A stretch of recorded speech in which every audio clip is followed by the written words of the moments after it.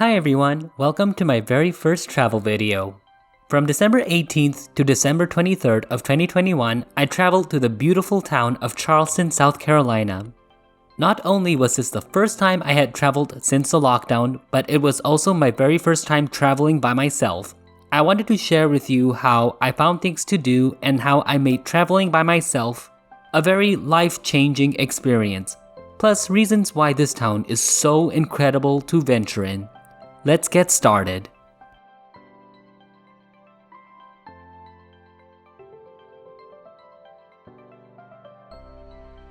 I was staying at a hotel named True by Ashley Phosphate. The first thing you'll notice is how modern and clean the hotel looked. The staff was very friendly and I really liked the hotel room. It may look small, but since I was by myself, it was perfectly fine for me. The furniture was really cool and the bathrooms were really clean. My one and really only complaint was that there was no lock for me to store my valuables like my iPad or my laptop. So whenever I requested housekeeping, I had to take all that stuff with me. The hotel was otherwise very fun, very comfortable, and free breakfast. On the first day, I walked around downtown Charleston. Keep in mind that South Carolina is one of the first 13 colonies of America. So some of the architecture and history can date back to the 1630s. There are marketplaces where artists can sell their own creations and lots of restaurants to eat at.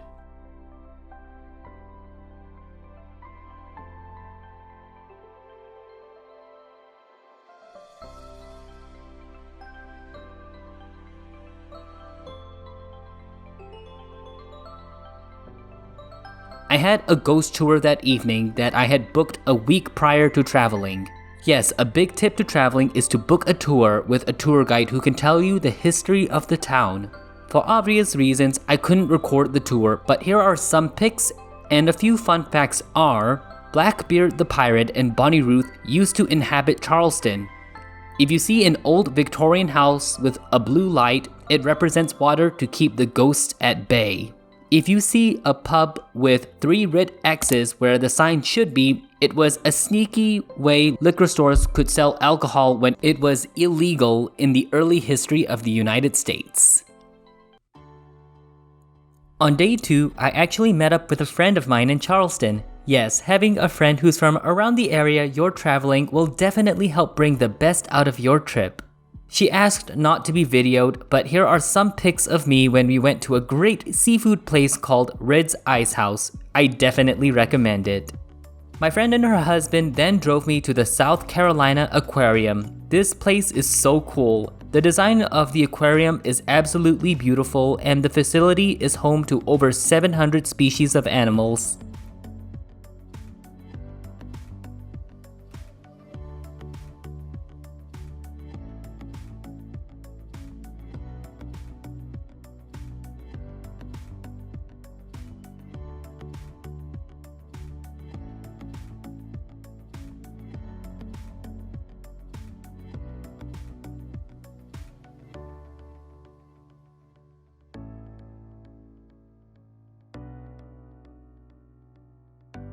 There aren't only sea creatures here, but also otters, eagles,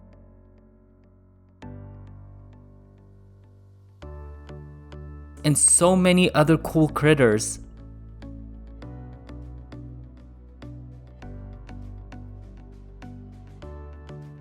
I really loved the Sea Turtle Care Center where they rehabilitate injured sea turtles back to health and then release them.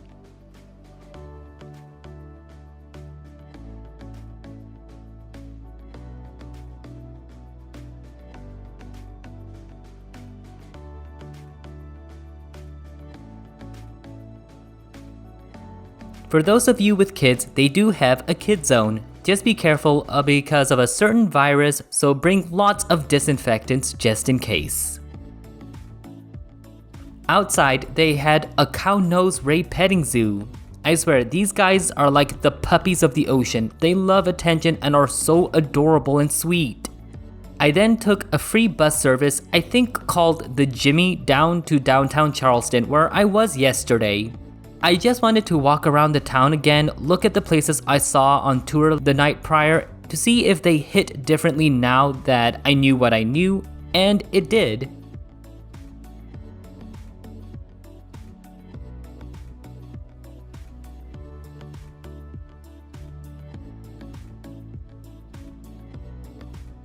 I couldn't help but admire these old American vintage homes. One note I want to make: during the winter, a lot of Charleston attractions do close at 5 p.m. The hours may change during summer, but when I was there, I had to find a lot of things to do on my own after 5 p.m.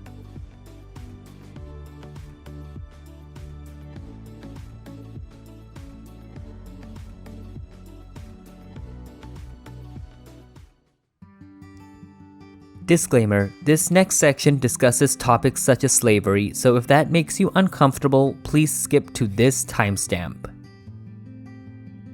The next day, I went to the iconic Magnolia Plantation and Garden. This plantation was established in 1676 and is the oldest garden in America.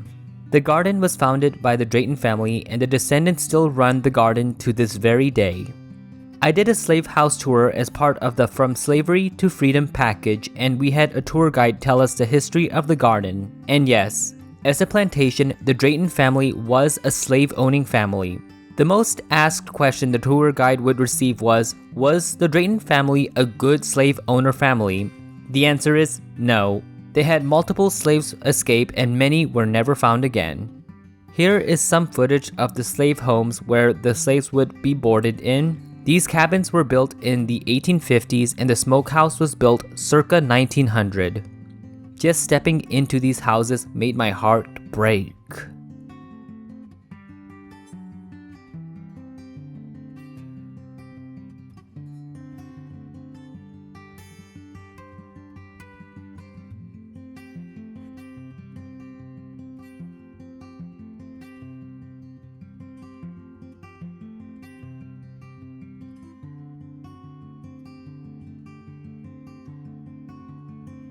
After the tour was done, I took the trail and walked along the garden, which is absolutely breathtaking.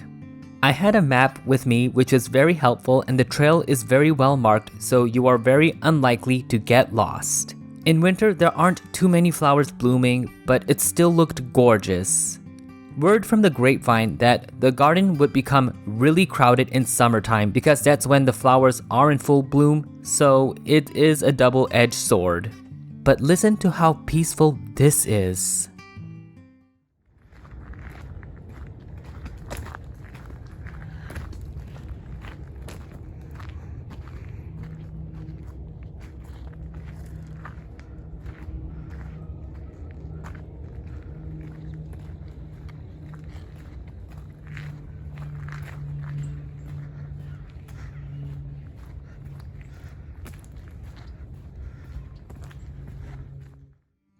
There are apparently crocodiles in the ponds here. I didn't see any because they were probably hibernating, but be careful otherwise.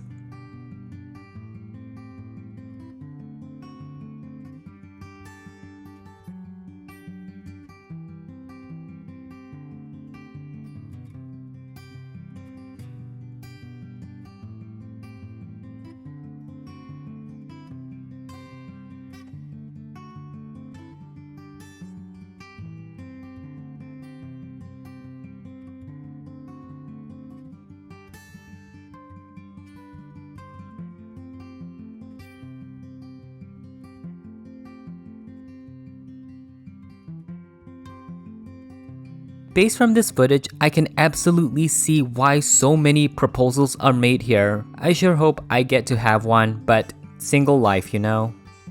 Oh, they also have a wonderful petting zoo, which is so great for the kids. I could not believe I saw a deer right in front of me. They're not very common where I'm from, and I love deer, so this was an absolute treat. If you're ever in Charleston, I positively recommend this, whether the flowers are in bloom or not.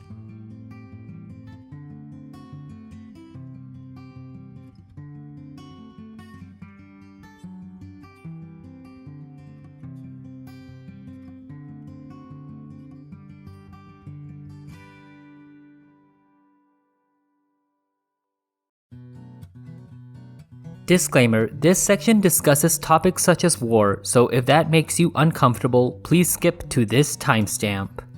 On day 4, I went to the USS Yorktown Naval and Maritime Museum. The USS Yorktown was an Essex-class aircraft carrier built during World War II for the United States Navy. This ship has a very rich history, not only serving during World War II, but also during the Korean War and the Vietnam War. It is now decommissioned, but is deemed a historic landmark and serves as a very important museum in Charleston. When you explore the insides of the USS Yorktown, there are multiple levels which give you not only the history of the ship, but also the lives of the naval soldiers who served during the wars. On the main floor, there is a Medal of Honor museum which really helps set the mood for the rest of the ship because it helps walk you through the experiences the ship went through and the sacrifices the soldiers made for the country. My heart really goes out to them.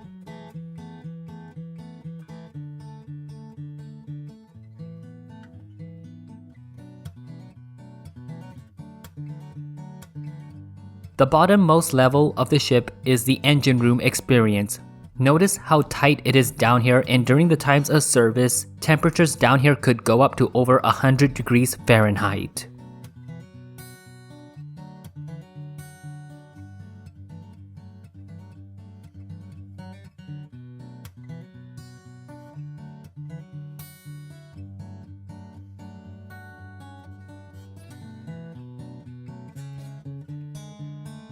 You also get to see where the soldiers would eat, sleep, and carry on their daily lives whilst they were on service.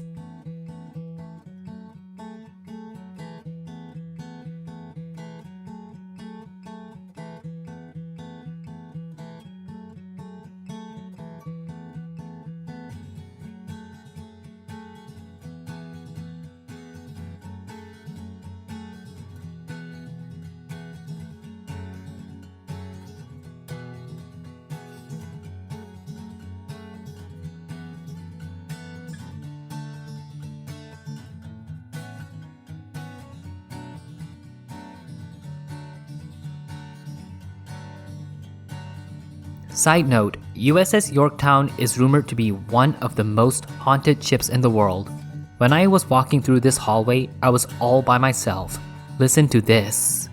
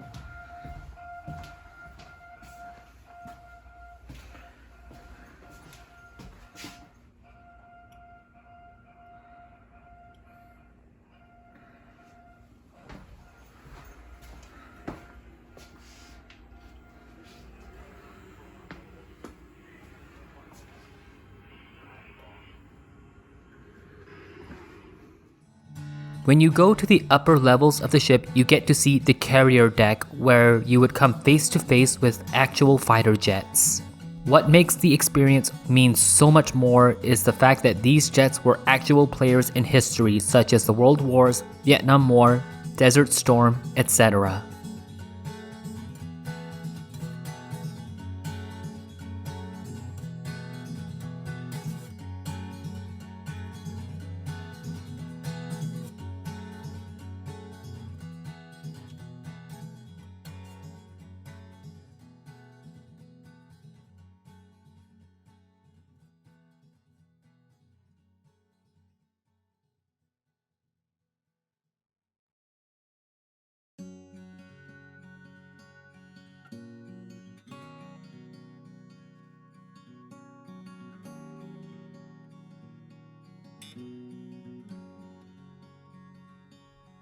Outside the USS Yorktown, there are 2 additional exhibits. The USS Laffey, which is well known for having served during the D-Day invasion and barely missing a kamikaze attack.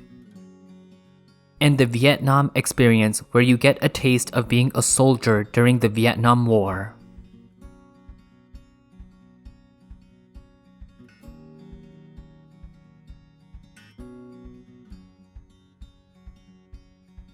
If you're worried about food, don't fret. There is a restaurant right across a bridge where they serve amazing seafood. Overall, the museum is a really eye-opening experience, and I really do recommend it. On the last day, I went to Sullivan's Island, a beachside town close to Mount Pleasant and is the entrance to Charleston Harbor. You can't have Charleston without the beach, you know? I took a nice long walk along the beach and I had so much fun recording what I saw. I didn't take a dip into the water though because it was like 50 something degrees Fahrenheit.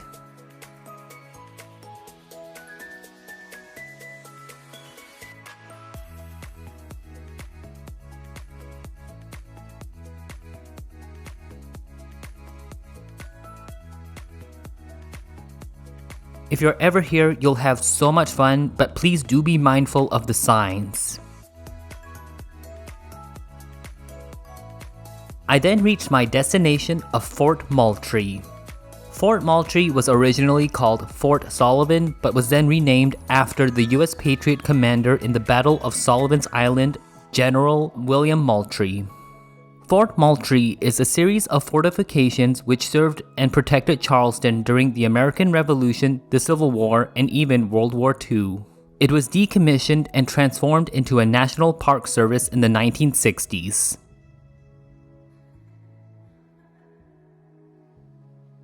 The National Park contains the actual fort which you can explore and take a look at the storage rooms, the cannons, the flag stations, and all that. There is also a little museum where they show a half-hour film which walks you through the history of Fort Moultrie. Entering is $10, but prices may fluctuate. It was definitely great sitting in a part of history. I didn't record this, but I actually had a scare. Later that evening, I was having so much trouble trying to get an Uber back home and my phone was actually dying. But I managed to get a cab, so that saved my life. I hope you enjoyed this video, and if you do visit Charleston, please let me know. You can contact me via my social medias linked in the description box. Have a wonderful rest of your day. Bye!